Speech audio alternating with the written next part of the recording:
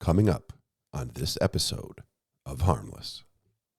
I think it's the worst thing to deny that you are having any sort of emotion or feeling about it. Because if we suppress all of that, it doesn't mean it's not happening. We're just suppressing it. Can you imagine what would happen if every person who did ICAC or child-related crimes just stopped? The material did them in, the work just did them in. How many children would we lose to this? That's the importance of empathy, and that in the moment, it's digging deep in yourself and connecting to that emotion of what it may be like to be in a dark place and feel alone. Are you going to be able to bounce back from it? Are you going to be able to bounce back and not lose your family? Are you going to be able to bounce back and not lose your job and your career because it takes you out at the knees? Our team at Shift, we are small, but we are mighty because we're there for everyone who's sitting in the class. That's what it's about. Not about, did I get slide 13 over to everybody? It's about that human connection. We're here for a blip of time in the big picture. I want my blip to be a good blip. I want to leave the world better in whatever way I can. Welcome to Harmless, the podcast. My name is Eric Oldenburg, your host, and I have a very special guest with me today. This person is one of my favorite people walking planet Earth, and I think you have people in your life that make you happy because you just know they're out there. Beth Medina is one of those people, and she has a heart that's even bigger than my mouth. But seriously, all she wants to do is to make sure that when people leave this job, they're not broken. And I will tell you, in producing this podcast, I have already spoken to several people who not only don't want to talk about it publicly, but they can't even talk about it because it traumatizes them. Can you imagine not being able to be proud of your own career? 30 years protecting children, but you can't take pride in that because just to think of it sickens you. That is what is happening to people who do this job. That's what's happening.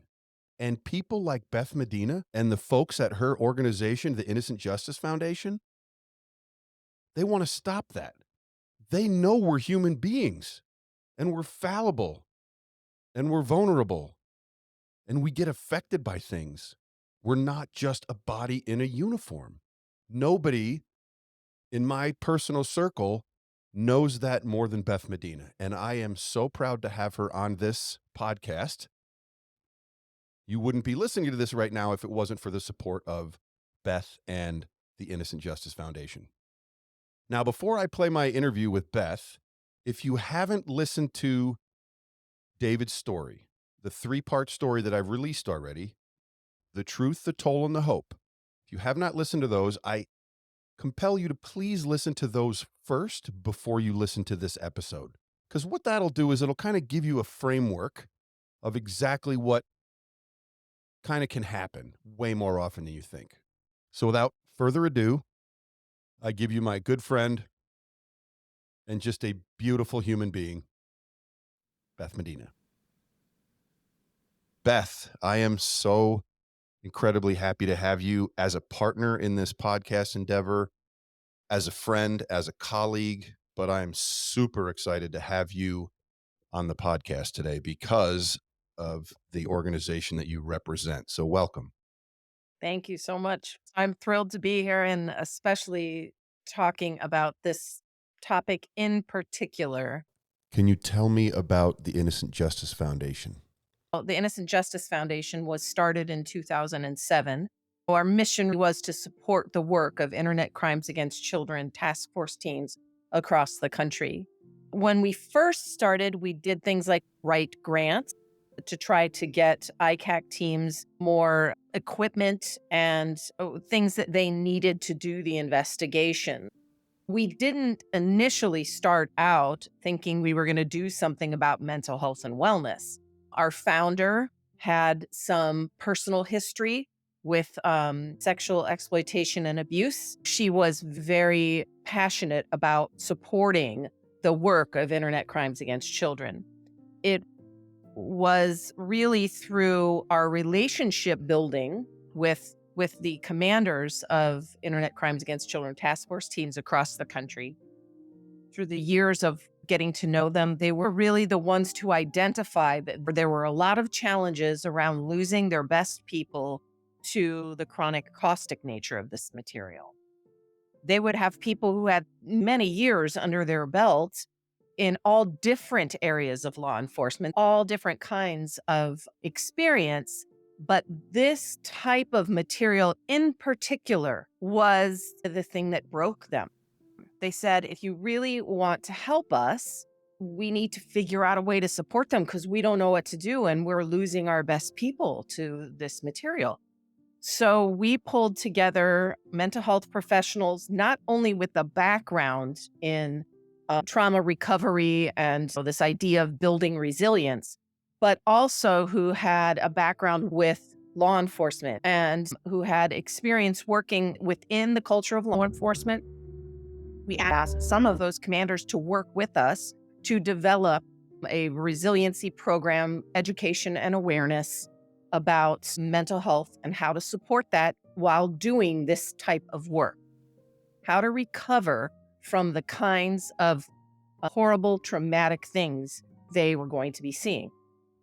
And really, that's what started it all off. We didn't, as an organization, know the trajectory that we would end up going, but it's been the most profound work I have done in my life. I've had other jobs that I loved. Helping this group of people has touched me in such profound ways. It is the honor of my life to do this work. My husband was really the one who first learned about innocent justice. He had gone to the same university for his MBA as the founder of the organization, and they knew each other through the alumni group. He was at an event and he met the founder, Heather Steele. He and Heather just struck up a conversation about what the organization was about. He came home and told me about the organization. He wanted to do something to give back to the community. He met a couple commanders. He went on a ride along with the ICAC team in LA. So there were things that he was involved in, and I had a new infant at the time. I finished up my master's and was completing my doctorate in psychology in the intervening years after our child's birth. And I knew I wanted to work with the organization. So I always knew I would be doing something with mental health and wellness because that felt like a calling to me. But then as I started to hear more about what the organization was doing, I started to volunteer where I felt that I could help since I had a background in nonprofit. And so I would help with events when they would do events and other things. Jump forward many years. Heather came to me and she had asked if I would ever be interested in coming on board to work. And at the time, I was still in school and I didn't want to try to do school and work and have a young child. And I knew it would involve traveling. And so I had turned it down. But there came a time when our son, who was going to be at school for a greater part of the day, and I was all done with all of my coursework except just working on my dissertation. She asked if I would come on board and work as a consultant to help them with board things. So I worked as a consultant for a time on all the different things related to how a nonprofit runs. And in the course of doing that, Heather determined that it was time for her to step away from the role as CEO. And she asked if I would help in the search for a new CEO. We never found a good fit. And we had this federal grant that we started in 2009 to run the SHIFT program. I ended up talking to OJJDP and saying, I am working right now as an interim CEO. We have not been able to find a candidate that fits well with the organization or has an understanding of the vision. So what happens if we can't continue on and do the grant? our grant manager said, if you can't complete the grant, then no one gets the training, no one gets the support. And I remember that day so vividly. You're like, that it just means for the remainder of the grant period, it goes uncompleted. I went home to my husband and I said, I cannot do it. We cannot leave them without this support. They need it so badly. So the board was like, would you consider taking on the role of CEO? And I was like, oh my, what? I never envisioned in a million years. That's what my mental health degree, that's what my training would go towards. I said, we're not giving up this grant. We're not doing it. We can't leave these folks without support. So I said, yes, I'll do it. I may not do it well. It may be terrible, but we're going to try. We're going to give it a go. I was determined to do whatever I could to, even if it ended up crashing and burning, I knew that then I would have at least given it 100% go. I would do what I could. That was in 2014. And I have been in this role ever since. That is amazing. I had no idea that it was even that close of a call. So thank you so much for that, Beth. Oh my goodness. Just think, if Beth back then was like, whatever, someone else will pick it up, where would we be today? Think about that, Beth. No, I wasn't going to tap out. It's just not in my nature. Plus, I was a newer mom. My son at that point was 6 years old. And at that point, I knew too much. I knew too much about the dangers out there. And not only that, but I had a partner. My husband really got it. And for both of us, it was a no-brainer. We knew it might not be that easy, but we both knew it was too important just to let it go. I would look at my son every day, and it's a reminder of exactly why I am doing this work. Because all of the people, all of the heroes out there are working tirelessly for my kid and all the other kids like him. So for me, there is a very big emotional connection to wanting to make the world better. We're here for a blip of time in the big picture. I want my blip to be a good blip. I want to leave the world better in whatever way I can. The Innocent Justice Foundation has a federally funded program called SHIFT. Tell me about SHIFT. Sure. So OJJDP, it's the Office of Juvenile Justice and Delinquency Prevention, which is a part of the Department of Justice. In 1998, when they developed the Internet Crimes Against Children Task Force, it was for 61 ICAC teams across the country. There was at least one in every state. Some states have more, but every state would have at least one. So when we first started, again, we would write grants for any of the ICAC teams that needed equipment or software because it's very expensive. They can't get ahead of them. So they're always playing catch up to the predators who have they're satiating their need and desire, as horrible as it is. And so they always have the newest and the best and coming up with different ways to get at what they want. The commanders were saying it is completely out of our wheelhouse to know how to deal with this.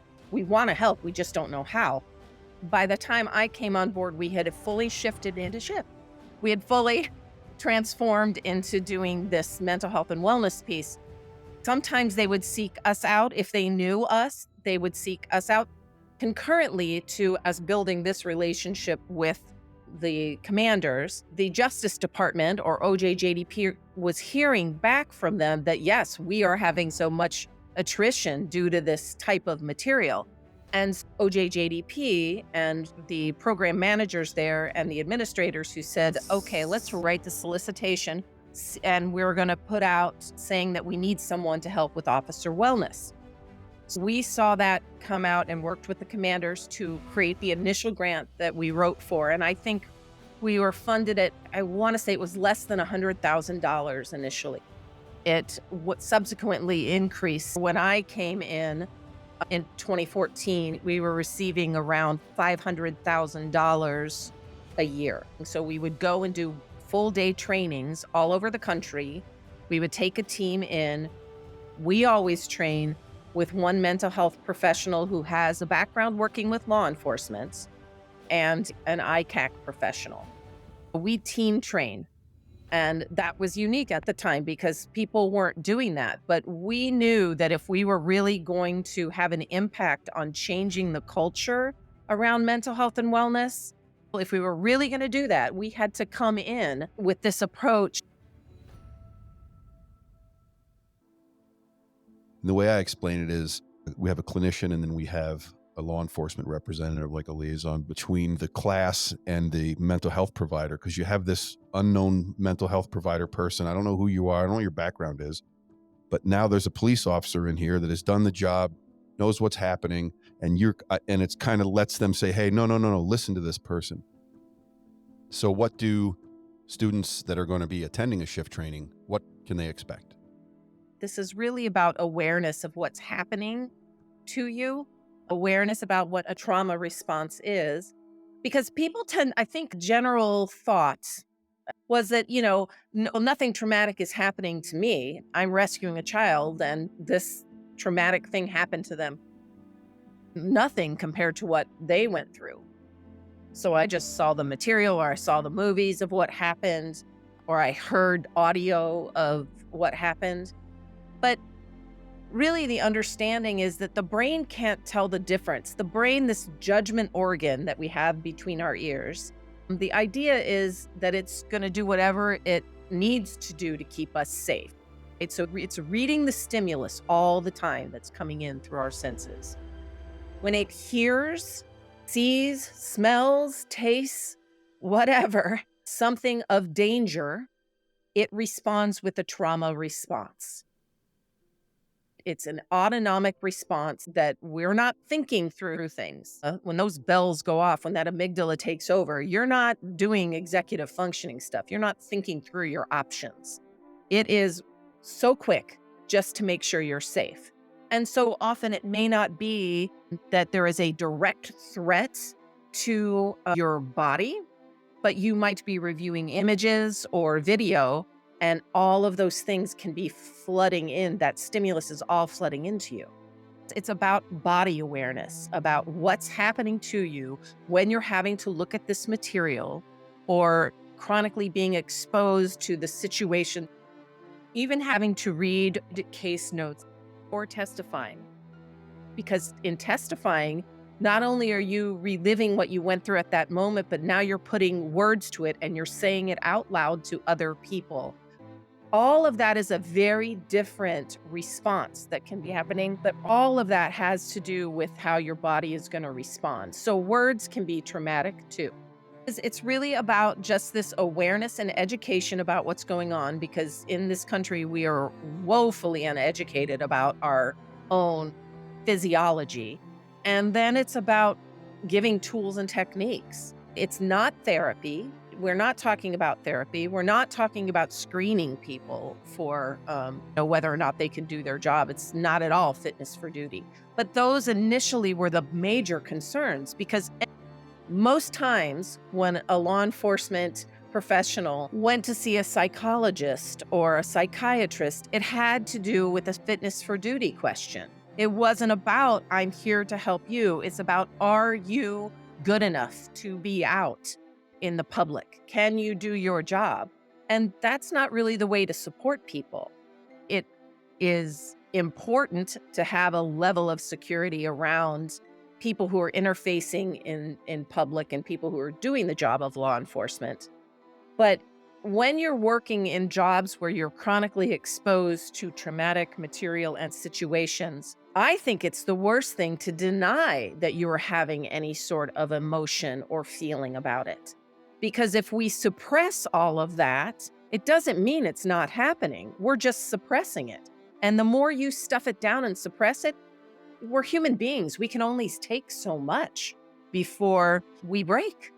So I would rather have someone say, you know what, I was working on this case and it was devastating to me. it made me so sad. I'd rather have language to put around the feeling of what it is and how it has affected, because we can do something with that. We can lessen the burden by having that awareness, being able to talk to a trusted person and then process. That's the normative way to get through a trauma, is to be able to process it. You're not going to make it go away, but you can have an understanding around how it has affected you, and that you may have learned some things about yourself and how to deal with and protect yourself from the negative consequences of that trauma exposure. Really, that's what we're about.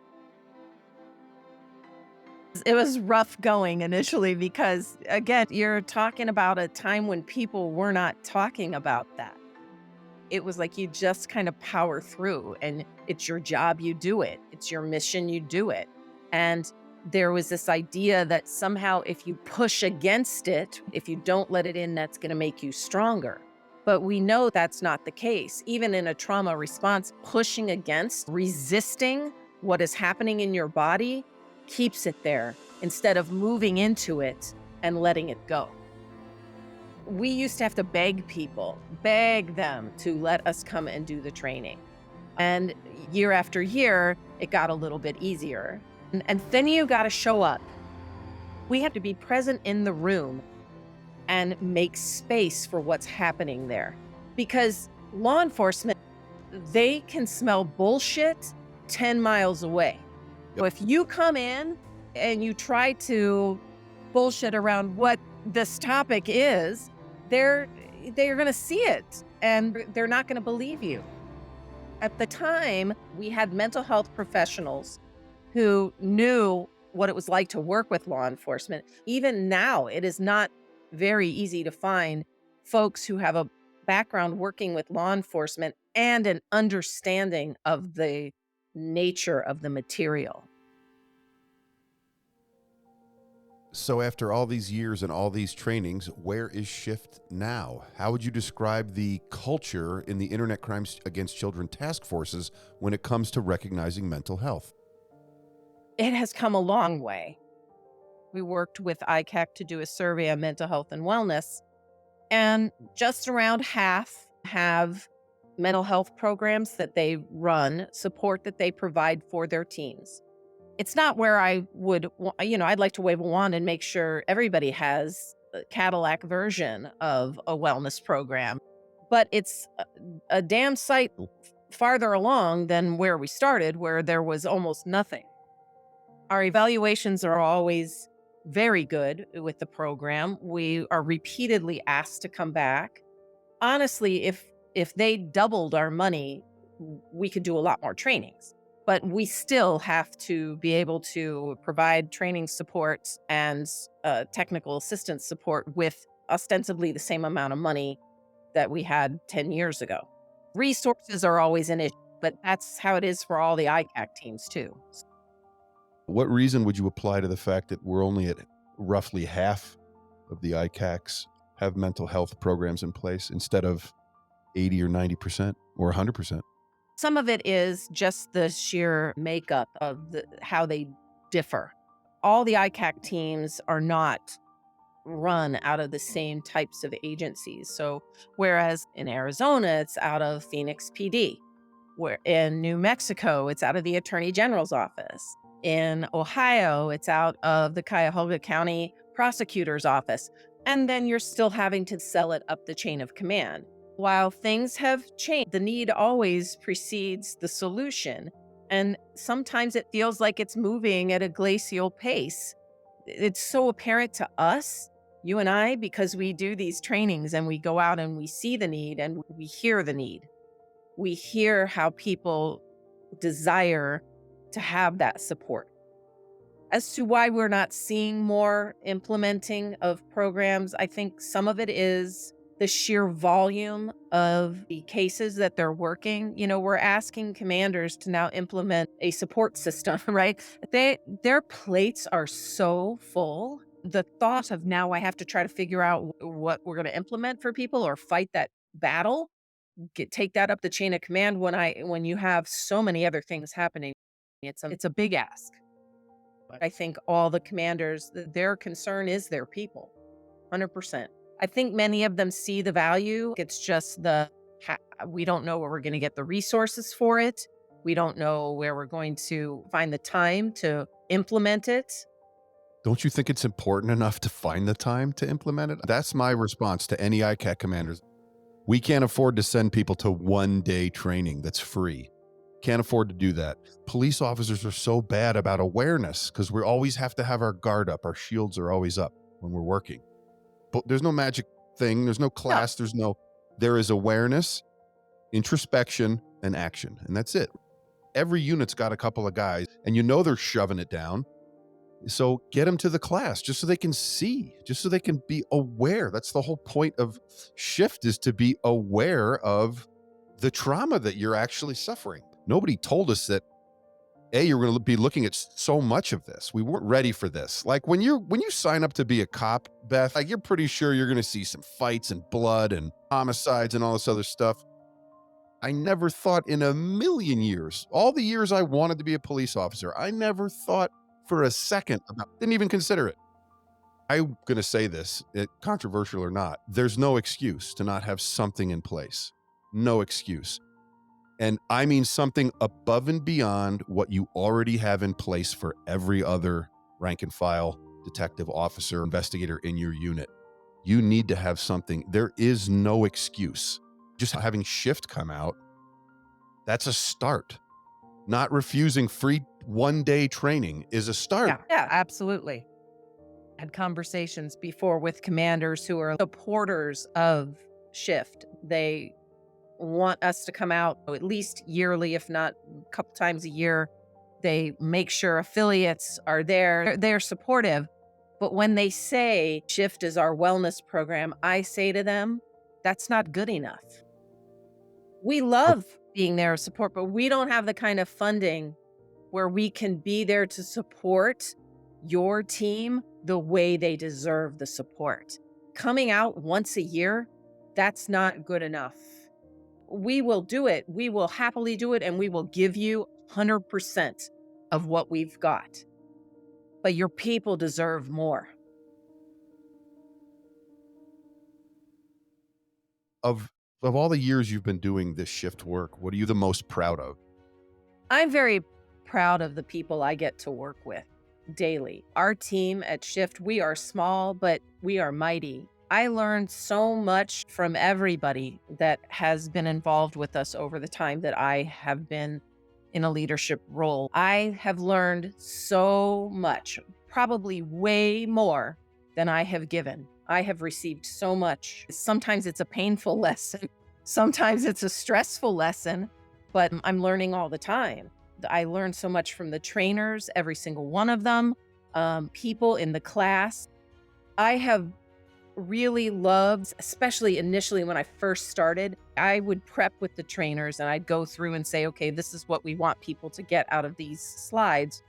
I have witnessed the light bulb going off. You can see it in people's faces when that light bulb goes off, and it's wow. And to me, that's everything. You're getting through to somebody who Yeah. doesn't even realize they need to be gotten through to, right? Yes. And then sometimes the things I see in the evaluations, people have said, well, we have lost people in our unit, sometimes to suicide, sometimes to DUI. And then they say, I wish they had this. So that's always profoundly affecting to me. And then on our drive, when we moved, the organization's main office is still in California. My small little family moved across country.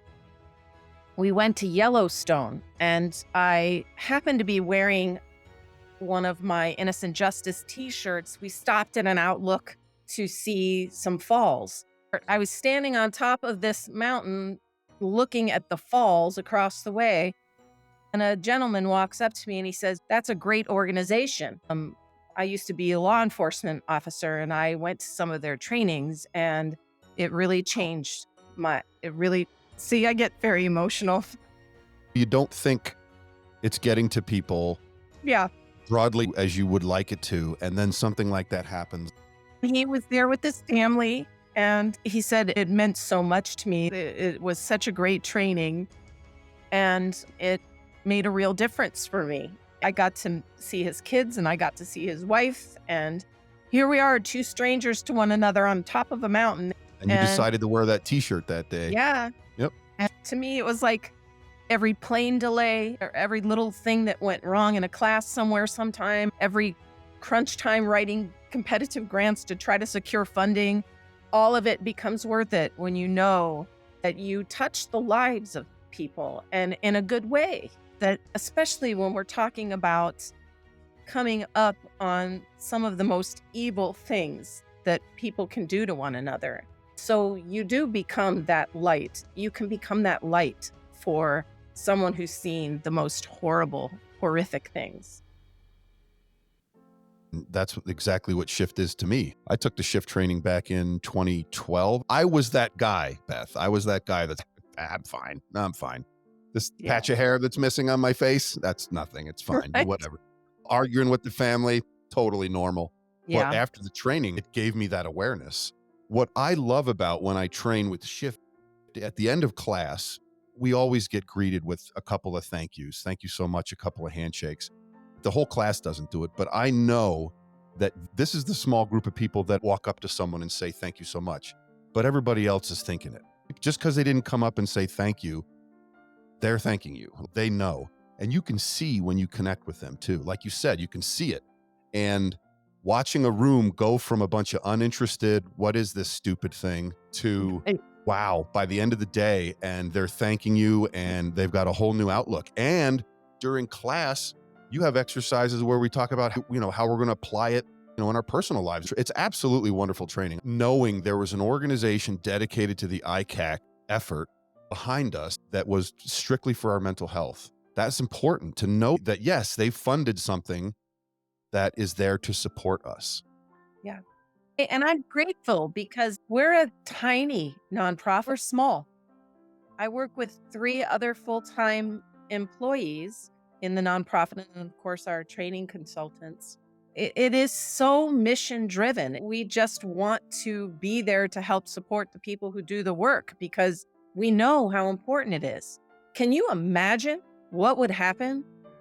Every person who did ICAC or child related crimes just stopped, that the material did them in, the work just did them in. How many children would we lose to this? And don't get me wrong, I am like everybody else in the world. There are days when I'm like, oh my God, can I just play hooky? I have days like that too, where you're going, do I want to get on another airplane if I have to deal with one more delay? So I'm a human being who has those emotional ups and downs just like everybody else. And sometimes I wonder if what I'm doing is making a dent at all in suffering that's out there. Beth, it is absolutely making a dent. Absolutely. There's no question whatsoever. Now, are there going to be public accolades? Hey, cops are now into emotions and mental health. No, but no, there's not going to be, hey guys, guess what? I'm learning how to introspect. No, that doesn't happen, but it's happening. Right. That's evidenced by the fact that people do respond and walk up to you and say, thank you so much for that training. Thank you. Oh my gosh, Because it's amazing. There is nothing that beats that moment when you know that there's one person who has benefited from the work that you do, and it is worth so much to hear it. if you had just a couple of minutes to talk to somebody who was one of those people that needed the help, didn't want to acknowledge that anything was going on, but they were dying inside, what would you tell them? Well, I think what I would say to them, you are not alone.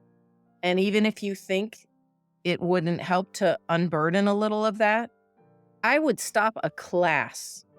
If there's something that's happening that is demanding our attention, because we're there for everyone who's sitting in the class. That's what it's about. Not about, did I get slide 13 over to everybody? It's about that human connection. We can't change or fix what has happened to someone in their experience, but we can certainly be there to know that they're not alone, to witness it with them, and to say, I'm here with you. That's the importance of empathy.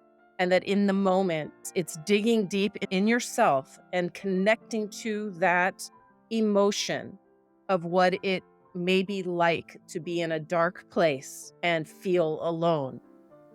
And connecting to that allows us to be present with someone else who's experiencing something. Just that space between the two of you where you connect is so healing. It's magic. That's why I got into therapy. Because for me, I don't think I'm fixing anybody. I'm containing space for them to unfold for themselves. I'm just holding that space so that there's a safe place for them to explore whatever they need to explore. They're not broken, they're unfolding. That's all I'm doing is making it safe for them to do that. That's how I look at the trainings. And so I want to just be in that moment with someone, but I don't think that's necessarily the thing for someone who is carrying a load like that, where it feels like the total of who they are as a person has been broken by the things they've seen. The connection's going to fix that. It's not going to be a tool I give them. It's going to be me seeing that and knowing that there's a part of me that's been wounded too, and connecting there. I think that's the place. What struggles do you see for the next, say, 5 years with the shift program? So we spent many years just knocking at the door saying, are you guys aware of what's happening in your brain and your body? Are you aware this is traumatic and that you have to do something about it and you have to do something with it in order for it not to level you eventually? We've been talking this talk for many years. We see this commonly in our evaluations. This type of training should be offered to every single law enforcement personnel across the country. Everyone should get a training like this.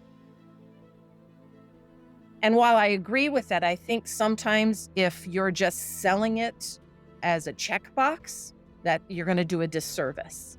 So I think that it needs to be real support in the sense that it's not just this one-day training. If you're going to support your people, you got to have a plan for what it's going to look like. And it's not going to be 6 hours. But you and I talk about it all the time, and even in our classes, that this type of training is the Kevlar for people's spirits.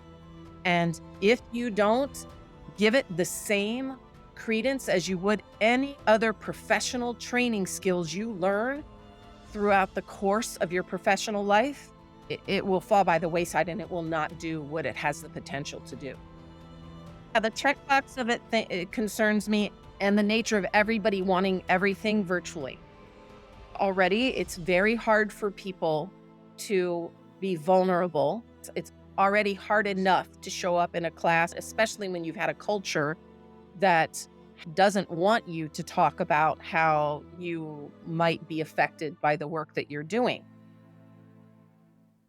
So to have them show up to a class is one thing, but to have them just do it virtually where they're not actually connecting with other people, I don't think is the way. You still have to have that connection where there is a recognition of the humanity of the people sitting next to you and your own humanity. And I think that's very hard to do in a virtual world. Yes, you can feel when we're teaching a class how the dynamic of things change when you talk about certain topics and certain things. You can feel it, and you can't, I'm sorry, you just can't feel that over a video call. You just can't. I think it's completely different. What do we need to do to get the other 50% of the ICACs? What needs to be done to get these guys and gals on board? We're working on that. We've developed some new training called the Wellness Leaders Program, an advanced sort of training. So you've taken the Shift one-day training course, and you see the value, and you've learned how trauma affects you, and you want to implement. Now what? The now what is another at least full-day training, and it may turn into more. And I could see it being a 2 or 3 day training, but people have to be willing to commit to it. What does that mean to implement? How would I even begin? What are the things I need to be thinking about? How have other ICAC teams implemented? We have the mental health and the law enforcement professional people who have implemented wellness into their teams, sharing their experience of how they've done that.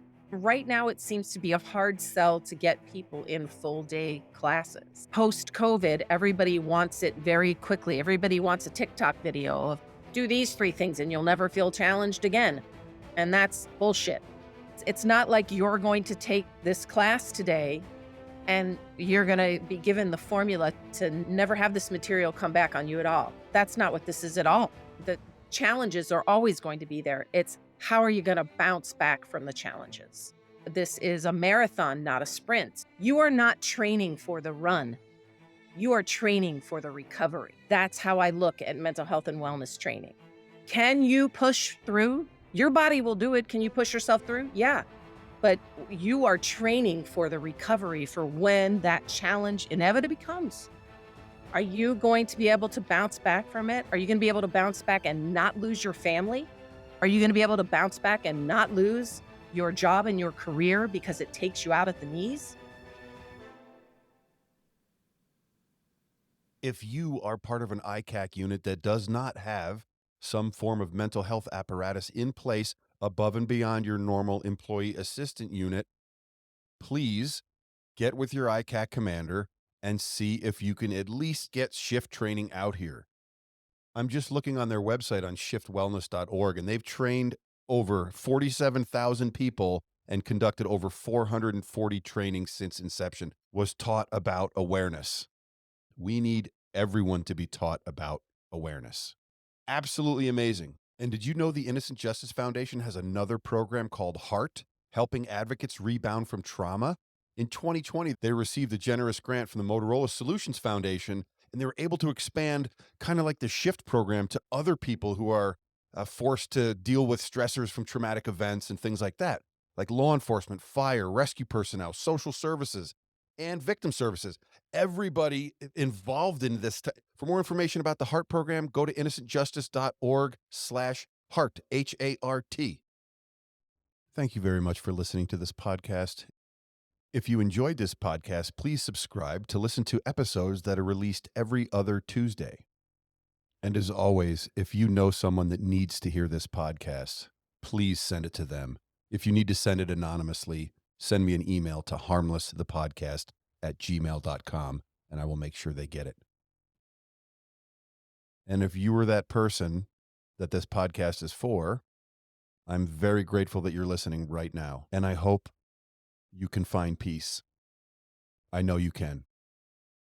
If you would like to have a conversation with me on this podcast that you think could help somebody, don't hesitate to shoot me an email at harmlessthepodcast@gmail.com.